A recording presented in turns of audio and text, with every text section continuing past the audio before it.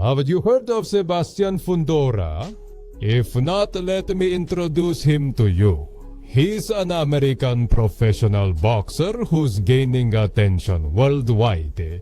In March of 2024, he held the unified super welterweight titles of the World Boxing Council and the World Boxing Organization, setting a precedent in his career. Discover everything you need to know about the best active super welterweight, according to the legendary magazine The Ring. Watching this video to the end. Fundora was born on December 28, 1997, which makes him part of a new generation of fighters inspired by real ring monsters like Mike Tyson. Despite hailing from West Palm Beach, Florida, Fundora has Latin roots. Specifically, the blood running through the veins of this fighter is a mix between Mexico and Cuba. What's better than an Aztec warrior blended with Cuban power? His performance in the sport has earned him the nickname the Towering Inferno, what we could translate into English as the Towering Inferno. This was inspired by his unique physique, as he stands 6 feet and 6 inches tall and competes in weight classes Super Guardian, and they're good at it. Let's take a look at the for sugar. him. Professional boxing career. On September 24, 2016, Fundora made his professional debut against Jose Cardenas. The imposing Inferno set the tone right from the start, overpowering Cardenas and winning the fight by knockout in the first round. Yes. Would that be The considered additions vain of me? a fighter's Who greatness. came it to stay? Over the next 3 years, Fundora racked up an impressive undefeated record of 12 wins. The gates of hell had been opened. On February 16, 2019, Fundora took on the undefeated Donnie Marshall. At the beginning, Donnie did a good job fighting Fundora, controlling the pace of the fight. But eventually, his unique stance over the king made him the undisputed winner of the match.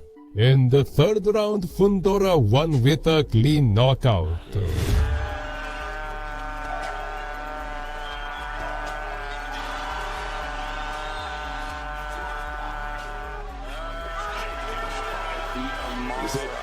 It's close. It's really close to where I'm going. I'm not going to do anything like I'm supposed to. I'm supposed to be a generator that are not annoying, nor want to make imports from a patient summit. On June 21st, 2019, Fundora dared to face another undefeated opponent. This time, it would be Hector Manuel Cepeda's turn. In a match featured on the Showbox New Generation card of Showtime, the brutality of Fundora's offense was undeniable. Cepeda tried to match the counterattack but eventually threw in the towel. The founder's stance in the ring was so intimidating that his opponent preferred to tarnish his professional career and flee the contest. By the end of the fourth round, Sefira had had enough. Fundor was successful in melting him down, knowing he had no chance at all of winning. So, he took the easy way out and withdrew from the contest. You know, sometimes those clay bits snap shut so nicely, just 5.5 inches. It's different. No more. Drum roll. Afterward, Fundora continued to set the ring ablaze. On August 31st, Demonte Clark, he had to face his own final judgment against Fundora for the vacant title of Junior Super Wall Thrower in the World Boxing Council. Even though he was on the card for the Super World Cup title fight of the World Boxing Association between Erislandi Lara and Ramon Alvarez. Fundora's performance in the ring captivated much of the attention that heated night. Looking back, this moment could be seen as the first major setback in his career. The fight ended in a split decision draw. Giving a test to 6 super cool dudes. Oh,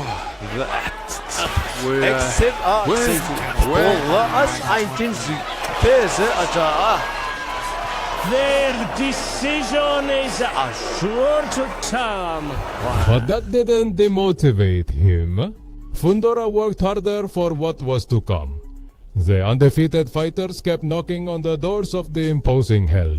On February 22nd, 2020, Daniel Lewis would play the villain in that chapter of his story. The fight was scheduled for the JTW vs Tyson Fury 2 card, but it had its own spotlight.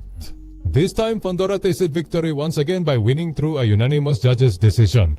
Sa second sa, his scores were remarkable. 98-92, 99-91, and 97-93. But still, something was missing. The knockout stopping his opponent permanently before the fight's scheduled end. That punch of glory which is the one that inevitably makes you stand out among Moreover, by the time he was scheduled to fight Nathaniel Gallimore, he found it his folks who should work harder. if he wanted to go beyond the rest.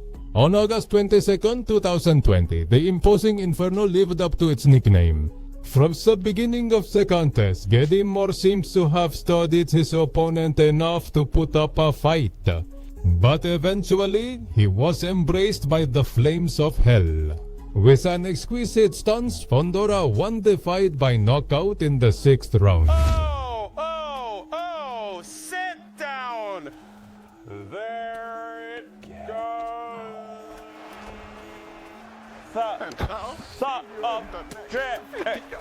Go.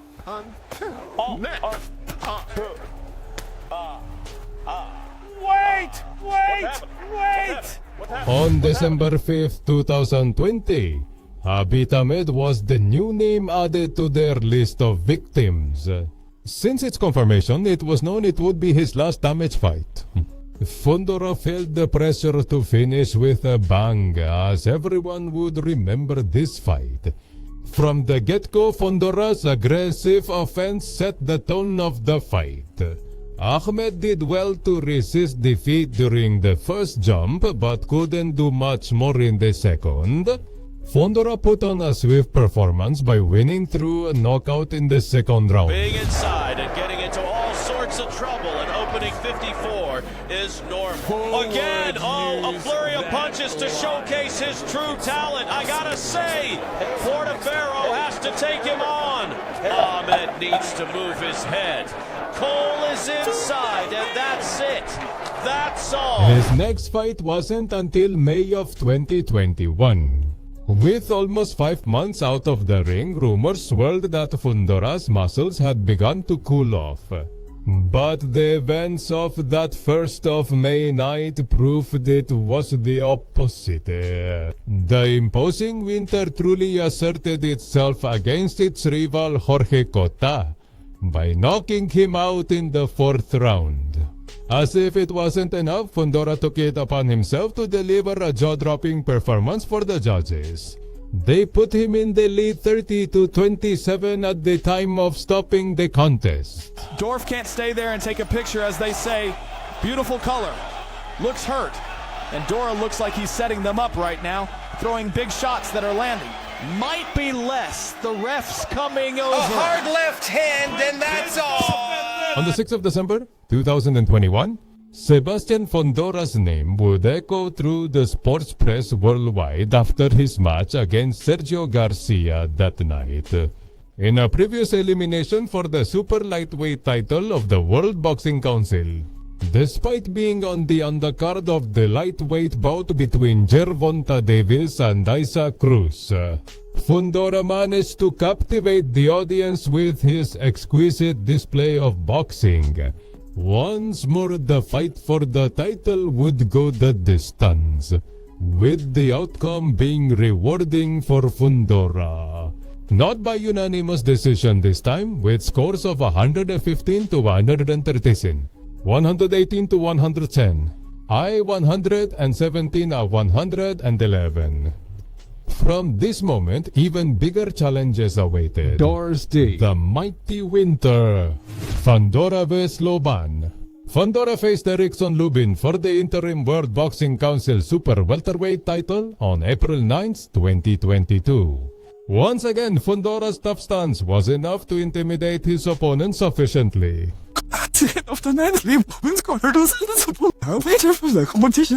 Yet Fundora was ahead on the scorecards of all three judges at the time of the stoppage. Loven's corner only spared him from unnecessary damage in the face of an inevitable loss. The moment gets intense when Fundora goes for the body with his left hand.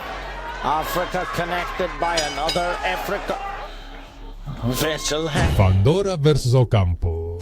On October 8, 2022, Fundora defended his interim PSCW title of the World Boxing Council against the Mexican Carlos Ocampo.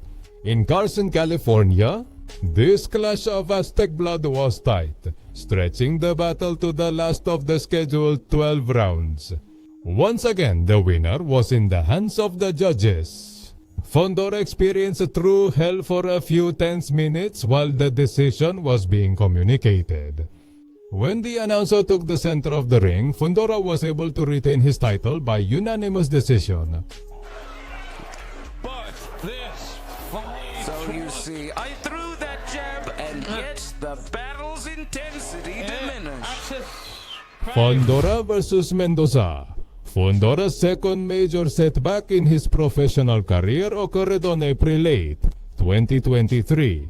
Mind you, it all started off on the wrong foot since he was warned to be his second... In defense of the title against Graham in how... Fundora's high performance in the ring left nothing to be desired. Mendoza was a tough opponent whom Fundora was managing to mold. It wasn't until the 7th round that Fundora was knocked down with the deadly flurry of punches he couldn't get up from before the count was over.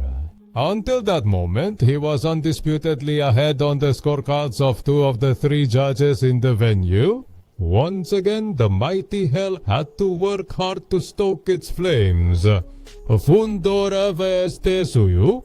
And so we reach March 30th, 2024, the moment of truth for Fundora.